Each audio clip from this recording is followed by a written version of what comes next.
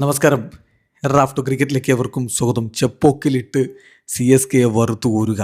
PBKS ഇപ്പോൾ കുറച്ചു കാലമായിട്ട് ചെയ്തുകൊണ്ടിരിക്കുന്ന പണി അവർ വീണ്ടും ചെയ്തിരിക്കുകയാണ്. ഇത്തവണ പ്രിയാൻഷ് ആര്യയും ശ്രേയസ് അയ്യരും ചേർന്ന് അതിന് നേതൃത്വം കൊടുത്തു എന്ന് മാത്രം. 200 മുകളിൽ ഒരു റൺസ് അടിച്ചിട്ടും സ്വന്തം തട്ടകത്തിൽ CSKക്ക് വിജയിക്കാൻ കഴിഞ്ഞില്ല. അവരുടെ ബൗളിംഗ് നിരക്ക് മേൽ വലിയൊരു ക്വസ്റ്റ്യൻ മാർക്ക് ഈ ഒരു പരാജയം ഉണ്ടാക്കുന്നുണ്ട്. ഓരോ മത്സരങ്ങൾക്ക് ശേഷവും നമ്മൾ വിശദമായ റിവ്യൂ പറയുന്നുണ്ട്. അപ്പോൾ CSK വേഴ്സസ് PBKS മത്സരത്തിൽ സംഭവിച്ചത് എന്താണ്, പ്രമുഖ ക്രിക്കറ്റ് പോർട്ടലുകളുടെ വിശകലനങ്ങളും ക്രിക്കറ്റ് എക്സ്പേർട്ടുകളുടെ നിരീക്ഷണങ്ങളും നമ്മുടെ അഭിപ്രായങ്ങളും ചേർത്തുകൊണ്ടാണ് റാഫ് ടോക്സിൻ്റെ റിവ്യൂ വീഡിയോസ് അവതരിപ്പിക്കാറുള്ളത്. നിങ്ങൾക്കറിയാമത്. നിങ്ങൾക്ക് നിങ്ങളുടേതായിട്ടുള്ള അഭിപ്രായങ്ങളുണ്ടാവും. കമൻറ്റ് ബോക്സ് രേഖപ്പെടുത്തുക. ആരോഗ്യകരമായ ക്രിക്കറ്റ് ചർച്ചകളുമായി നമുക്ക് മുന്നോട്ട് പോകാം. എന്താ സംഭവിച്ചത്? ചെപ്പോക്കിലെ ടോസ് നഷ്ടപ്പെട്ട് CSK ആദ്യം ബാറ്റ് ചെയ്യേണ്ടി വന്നു. അങ്ങനെ CSK അടിച്ചത് 209 റൺസാണ്. 5 വിക്കറ്റിന് 209 റൺസ് എന്ന് പറയുമ്പോൾ 2024 ശേഷം ആദ്യമായിട്ട് ചെപ്പോക്കിലെ പിച്ചിൽ 200 മുകളിൽ റൺസ് വന്നു. അത് ഡിഫെൻഡ് ചെയ്യാൻ CSKക്ക് കഴിഞ്ഞില്ല. PBKS അത് അനായാസം മറികടന്നു. 5 വിക്കറ്റ് നഷ്ടത്തിൽ അവരത് മറികടന്നു. ശ്രേയസ് അയ്യരുടെ അർദ്ധ സെഞ്ചുറി, പ്രഭ്സിമ്രാൻ സിംഗിൻ്റെ 43, പിന്നെ ആര്യയുടെ തട്ടുപൊളിപ്പൻ 39. മതി CSK തീർക്കാൻ അത് മതി എന്നവർ തെളിയിച്ചു. കളിയിലേക്ക് വന്നാൽ 200-ലധികം റൺസ് ചേസ് ചെയ്യുക എന്നുള്ളത് IPL പഞ്ചാബ് ഇപ്പോൾ സ്ഥിരമായി ചെയ്യുന്നൊരു പണി എന്ന തോന്നലാണ് ഉണ്ടാക്കുന്നത്. എന്ന് പറഞ്ഞാൽ Punjabs are the kings of 200+ chases in the IPL. ESPN cricket ഇൻഫോയുടെ നിരീക്ഷണമാണ്. അതാണ് യാഥാർത്ഥ്യം. എന്നിട്ട് നോക്കുക, അവരിത് 8 തവണ ഈ മത്സരത്തിന് മുമ്പ് ചെയ്തിട്ടുണ്ടായിരുന്നു. ഒരിക്കൽ കൂടി അവരത് ചെയ്തിരിക്കുന്നു. അത് ചെയ്യുമ്പോൾ ചെന്നൈ സൂപ്പർ കിങ്സിൻ്റെ ബൗളിംഗ് അറ്റാക്കിനെ കൃത്യമായിട്ട് അവർ എക്സ്പോസ് ചെയ്തിട്ടുണ്ട് എന്നുള്ളതാണ് യാഥാർത്ഥ്യം. ആര്യ 9 പന്തുകളിൽ നിന്ന് 33 റൺസിലേക്കാണ് എത്തിയിട്ടുണ്ടായിരുന്നത്. 33 റൺസ് അദ്ദേഹം അടിക്കുന്ന 9 പന്തുകളിൽ നിന്നാണ്. വെറും 4 ഓവർ കഴിയുമ്പോഴേക്കും അവർ 50 റൺസ് കടന്നു കുതിച്ച് കഴിഞ്ഞിരുന്നു. ശ്രേയസ് അയ്യർ 26 പന്തിൽ നിന്നാണ് 50 അടിക്കുന്നത്. എന്ന് പറഞ്ഞാൽ CSKയുടെ ബൗളിംഗ് നിരയെ അക്ഷരാർത്ഥത്തിൽ വലിച്ചീറി ഒട്ടിച്ചു. 2 മത്സരങ്ങൾ കഴിയുമ്പോൾ CSKയുടെ ആശങ്ക എന്താണെന്നറിയോ? ഈ ബൗളിംഗ് നിരയെ എങ്ങനെ നേരെയാക്കിയെടുക്കും? ബാറ്റിംഗ് ആദ്യ കളിയിൽ ക്ലിക്കായില്ല, പക്ഷെ അത് അന്നത്തെ കണ്ടീഷൻസും മറ്റുമൊക്കെ അങ്ങനെയായിരുന്നു.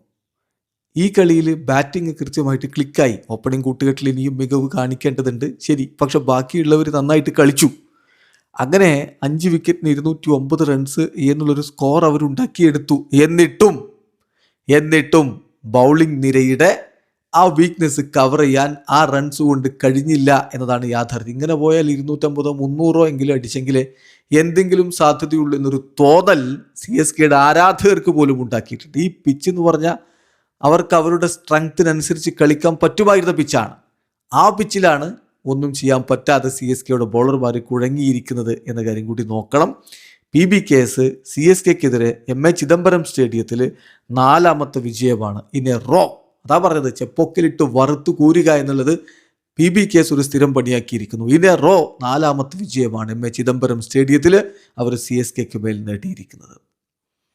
കളിയിൽ നമുക്കറിയാലോ, സഞ്ജു സാംസണും രുദ്രാജ് ഗെയ്ക്വാദും ചേർന്നുള്ള ഓപ്പണിംഗ് കൂട്ടുകെട്ട്. സഞ്ജു ഒരു കിടിലൻ ബൗണ്ടറി അടിച്ചു.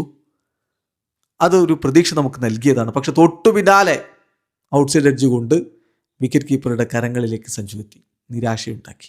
പക്ഷെ പിന്നെയാണല്ലോ ആയുഷ് മാത്രയുടെ ആ ഒരു പൊളിച്ചെടുക്കൽ. കഴിഞ്ഞ സീസണിൽ ഏതാണ്ട് മിഡിൽ വന്നിട്ട് സീസണിൻ്റെ പകുതിക്ക് വെച്ച് വന്നിട്ട് മികച്ച പ്രകടനം നടത്തിയവരാണ് 18-കാരൻ ആയുഷ് മാത്ര. ഇപ്പോൾ സഞ്ജു വന്നപ്പോൾ നമ്പർ 3യിലേക്ക് മാറി. പക്ഷേ കളിക്കൊട്ടും കുറവില്ല എന്ന് അവൻ കാണിക്കുകയാണ്. സഞ്ജു സിംഗിൾ ഡിജിറ്റിന് മടങ്ങിയത് കൊണ്ട് നേരത്തെ തന്നെ ഇറങ്ങേണ്ടിയും വന്നു. സോ കൃത്യമായിട്ട് അവൻ പവർ പ്ലേ ഉപയോഗപ്പെടുത്തി. അവൻ്റെ ഷോട്ട്സ്, അവനെ കളിക്കാനുള്ള ആ ഒരു സ്വാതന്ത്ര്യം അവന് CSK ടീം കൊടുത്തിട്ടുമുണ്ടായിരുന്നു. അതുകൊണ്ട് തന്നെ വളരെ മികച്ച രൂപത്തിൽ സ്കോറിംഗ് ഒരു ഭാഗത്ത് അവൻ കൊണ്ടുപോയി. കഴിഞ്ഞ കളിയിൽ നിങ്ങൾക്കറിയാലോ, ഒരു ബൗൺസർ പുൾ ചെയ്യാൻ വേണ്ടിയിട്ടുള്ള ശ്രമത്തിലാണ് അവൻ ഔട്ടാകുന്നത്. അത് പരിഹരിക്കുന്നതിന് വേണ്ടിയിട്ട്, അത്തരം പ്രശ്നങ്ങൾ പരിഹരിക്കുന്നതിന് വേണ്ടി മൈക്ക് ഹസിയുടെ നേതൃത്വത്തിൽ കൃത്യമായിട്ട് വർക്ക് ചെയ്തു. ആ വർക്കിൻ്റെ റിസൾട്ട് ഇന്നലത്തെ കളിയിൽ കാണുകയും ചെയ്തു. ആധികാരികമായിട്ട് തന്നെ അവൻ ബാറ്റ് ചെയ്തു. പിന്നെ PBKS അവരുടെ ഫീൽഡ് സ്പ്രെഡ് ചെയ്ത സമയത്തും അവൻ്റെ മികവ് അതുപോലെ തന്നെ തുടരുകയുണ്ടായി. ശരിയാണ്, 1-2 ഡ്രോപ്പ് ക്യാച്ചുകൾ വന്നിട്ടുണ്ട്. അത് അവൻ്റെ ഇന്നിങ്സിനെ മുന്നോട്ട് കൊണ്ടുപോകാൻ സഹായിച്ചിട്ടുണ്ട്. പക്ഷേ ഈ ഒരു പ്രായത്തിൽ ടീമിൻ്റെ ഉത്തരവാദിത്വം ഏറ്റെടുത്തുകൊണ്ട് അവൻ നടത്തിയിട്ടുള്ള പ്രകടനം കൈയടിച്ചേ പറ്റൂ. 43 പന്തിൽ നിന്ന് 73 റൺസാണ് അവൻ അടിച്ചു കൂട്ടിയിട്ടുള്ളത്. പിന്നെ നോക്കുക സർഫ്രാസിൻ്റെ ഒരു പ്രകടനം. അത് നമ്മൾ കൈയടിക്കേണ്ട പ്രകടനമാണ്. നമുക്കറിയാലോ, ഡൊമസ്റ്റിക് ക്രിക്കറ്റിൽ എല്ലാ തരത്തിലുള്ള കാര്യങ്ങളും കണ്ടുവന്നവനാണ് സർഫ്രാസ് ഖാൻ. ടെസ്റ്റിന് മാത്രമേ അവനെ പറ്റൂ എന്ന് വിധിയെഴുതിയിരുന്ന സമയമുണ്ട്. അത് അങ്ങനെയല്ല എന്ന് അവൻ വീണ്ടും വീണ്ടും തെളിയിച്ചിട്ടുണ്ട്. ഡൊമസ്റ്റിക്കിൽ ഇപ്പോൾ മിന്നും ഫോമിലായിരുന്നു. അതിൻ്റെ ഒരു തുടർച്ച അവൻ ഇന്നലെ കാഴ്ചവെച്ചു. ഒരു കിടിലൻ കാമിയോ. ആ കാമിയോയിൽ ഷോട്ടുകളുടെ മനോഹാരിതയാണ്. കാടനടിക്കാൻ പോയിട്ടില്ല. മനോഹരമായിട്ട് തേർഡ് മാനിലൂടെ ഇങ്ങനെ ബാറ്റിൻ്റെ ഫേസ് ഓപ്പൺ ചെയ്തുകൊണ്ട് കളിക്കുന്ന ഷോട്ട്, ഒരു ബൗൺസർ ഉണ്ട് ഇങ്ങനെ പുറകിലേക്ക് അടിച്ചത്, അതുപോലെ തന്നെ മനോഹരമായിട്ട് അറ്റാക്ക് ചെയ്തൊരു സിക്സർ ഉണ്ടായിരുന്നു. അങ്ങനെ എല്ലാം കൂടി നല്ല ടച്ചിലാണ് അവൻ കളിച്ചു വന്നത്. അവൻ്റെ ആ കമിയോ ഉണ്ടല്ലോ, അതാണ് CSKയെ 209 എത്തിക്കുന്നതിൽ ശരിക്കും സഹായിച്ചത്. 12 പന്തുകളിൽ നിന്നാണ് ആ 32 റൺസ് വന്നത് എന്ന കാര്യം ഓർക്കണം. അപ്പോൾ ഏതാണ്ട് അവരുടെ പ്രശ്നങ്ങൾ ബാറ്റിങ്ങിൽ പരിഹരിക്കപ്പെട്ടൊരു കാഴ്ചയല്ലേ നമ്മൾ കണ്ടത്. ഫിനിഷ് ചെയ്യാൻ ശിവൻ ദ്യൂബെ 14 പന്തുകളിൽ നിന്ന് 14 റൺസായിരുന്നു ഒരു ഘട്ടത്തിൽ ദ്യൂബെ. പക്ഷേ ഫിനിഷിങ്ങിന് എന്തുകൊണ്ട് ദ്യൂബെ വേണം എന്നുള്ളത് തെളിയിച്ച ഒരു കളി കൂടിയാണ്. അവസാനം അയാളുടെ ബാറ്റിൽ നിന്ന് റൺ ഒഴുകി അങ്ങനെ അവർ 200 കടക്കുന്നു. അപ്പോൾ CSKയുടെ ഒരു ബാറ്റിംഗ് നോക്കുകയാണെങ്കിൽ നിരാശപ്പെടുത്തിയത് 2 പേരാണ്, സഞ്ജു സാംസണും കാർത്തിക് ശർമ്മയും. സഞ്ജു 7 പന്തുകളിൽ നിന്ന് 7 റൺസാണ് അടിച്ചത്, ഒരു 4ൻ്റെ സഹായത്തോടെ. രുദ്രാജ് അദ്ദേഹത്തിൻ്റെ ബാറ്റിംഗ് അപ്രോച്ചിനെ കുറിച്ച് പറയുന്നുണ്ടായിരുന്നു. കുറച്ച് അവിടെ ഹാങ് ചെയ്ത് മുന്നോട്ട് പോകുക എന്നുള്ളതാണ് ഉദ്ദേശിച്ചത്, എന്നിട്ട് പിന്നീട് അറ്റാക്ക് ചെയ്യുക. പക്ഷേ അറ്റാക്ക് ചെയ്യാൻ അദ്ദേഹം ശ്രമിച്ച സമയത്ത് ഔട്ടായിപ്പോയി. റോങ് ടൈമിൽ താൻ ഔട്ടായി.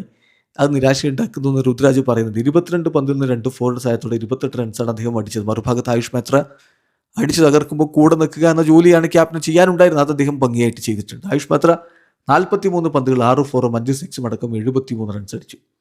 കാർത്തിക് LBW ആയിരുന്നു ജെൻസിൻ്റെ പന്തിൽ, മാർക്കോ ജെൻസിൻ്റെ പന്തിൽ 3 പന്തിൽ 100 റൺസ്. പിന്നെ സർഫ്രാസിൻ്റെ പ്രകടനം നമ്മൾ പറഞ്ഞു. ഒടുവിൽ വൈശാഖിൻ്റെ പന്തിൽ വധേര പിടിച്ച് പുറത്തെ, അത് കുത്തനെ ഉയർന്നു ആ ഒരു ഷോട്ട്. അങ്ങനെയാണ് അദ്ദേഹം ക്യാച്ചായി പോകുന്നത്. പ്രശാന്ത് വീർ 7 പന്തിൽ നിന്ന് 6 റൺസ്, 17 റൺസ് എക്സ്ട്രയും കിട്ടി. അപ്പോൾ ശിവൻ ദ്യൂബയുടെ ഒരു ഫിനിഷിങ് 27 പന്ത്, ഞാൻ പറഞ്ഞല്ലോ 14 പന്തിൽ നിന്ന് 14, അവിടെ നിന്നാണ് 27 പന്തിൽ നിന്ന് 45 5 4 ഒരു 6 അടക്കം. സോ അതൊരു സൂപ്പർ ഇന്നിങ്സ് ആയിരുന്നു. അങ്ങനെയാണ് 209-5. ഈ പിച്ചിൽ അത് മികച്ച സ്കോറായിരുന്നു എന്ന് കളിക്ക് ശേഷം പറയുന്നുണ്ട് CSKയുടെ ക്യാപ്റ്റൻ ഋതുരാജ് ഗെയ്ക്വാദ്. പക്ഷേ CSKയുടെ ബൗളിങ് അത് എക്സ്പോസ്ഡ് ആയിപ്പോയി. അദ്ദേഹം പറയുന്നുണ്ട്, ചില ഘട്ടങ്ങളിൽ ഞങ്ങൾ നന്നായിട്ട് ഞങ്ങളുടെ പ്ലാൻ എക്സിക്യൂട്ട് ചെയ്തിട്ടുണ്ട്, എന്നാൽ ചില ഘട്ടങ്ങളിൽ അത് എക്സിക്യൂട്ട് ചെയ്യാൻ പറ്റിയിട്ടുമില്ല. ഒരു ഘട്ടത്തിൽ അവർക്ക് 11 റൺസ് ആസ്കിംഗ് റേറ്റ് ഉണ്ടായിരുന്നു. ആ സമയത്ത് 1-2 ഓവറുകൾ നല്ല രൂപത്തിൽ എറിയാൻ കഴിഞ്ഞിരുന്നെങ്കിൽ അത് 12 13 ഒക്കെ ആക്കി ഉയർത്താമായിരുന്നു. യെസ്, അതാണ് ചെയ്യേണ്ടിയിരുന്നത്. ആ പ്രഷർ ബിൽഡ് ചെയ്യാൻ CSKയുടെ ബൗളിംഗ് നിരക്ക് കഴിയുന്നില്ല. 2 കളികൾ അത് കാണുകയാണ്. അവർക്ക് കഴിഞ്ഞില്ല എന്ന് മാത്രമല്ല, കഴിയുന്നുമില്ല. ടൂത്ത്ലെസ് ആയി പോകുന്ന ഒരു ബൗളിംഗ് അറ്റാക്ക്, അത് എക്സ്പോസ്ഡ് ആവുന്ന കാഴ്ചയാണ് ചെപ്പോക്കിൽ ഇന്നലെ കണ്ടിട്ടുള്ളത്. അരിയുടെ ആ ഒരു എന്താ അതിനെപ്പറ്റി പറയേണ്ടതെന്ന് അറിയില്ല, അമ്മാതിരി തട്ടുപൊളിപ്പൻ ഇന്നിങ്സ് എന്ന് പറഞ്ഞാൽ സർഫ്രാസിൻ്റെ കമിയോക്ക് മറുപടി 11 ബോൾസിൽ 39 റൺസ്, അതിൽ 9 പന്തിൽ നിന്നാണ് ഈ റൺസ് വരുന്നത്. PBKS തീർച്ചയായിട്ടും കഴിഞ്ഞ ഇന്നിങ്സിൽ ആര്യയുടെ ഭാഗത്ത് നിന്ന് മികച്ച സ്കോർ വന്നില്ല. പക്ഷേ പ്രഭ് സിമ്രാനും കൂപ്പർ കനോലിയും മുന്നോട്ട് കൊണ്ടുപോയി. ഇപ്പോൾ ഇവിടെ ആര്യയുടെ സപ്പോർട്ട് കൂടി വരുമ്പോൾ സൂപ്പർ, ഏത് വലിയ സ്കോറും നേരിടാൻ പറ്റുന്നൊരു ബാറ്റിംഗ് ലൈനപ്പ് അവർക്കുണ്ട്. അത് അവർ വീണ്ടും തെളിയിക്കുകയാണ്. അപ്പോൾ കഴിഞ്ഞ കളിയിൽ അത് തെളിയിച്ചിട്ടുണ്ടായിരുന്നു. കാരണം വിക്കറ്റ് വീണാലും കൊണ്ടുപോകാൻ ആളുണ്ട് എന്നുള്ളത്. ഇവിടെ വിക്കറ്റ് വീഴാതെ എങ്ങനെ കൊണ്ടുപോകാമെന്ന് അവർ കാണിച്ചു. നമ്മുടെ പവർ റാങ്കിങ്ങിൽ കഴിഞ്ഞ 2 എപ്പിസോഡിലും 1-ാം സ്ഥാനത്താണ് PBKS. അതിൻ്റെ കാരണം വെൽ റൗണ്ടഡ് സ്ക്വാഡാണ് PBKSൻ്റേത് എന്നുള്ളത് തന്നെയാണ്. അതവർ വീണ്ടും തെളിയിക്കുന്ന കാഴ്ചയാണ് നമ്മൾ കണ്ടത്.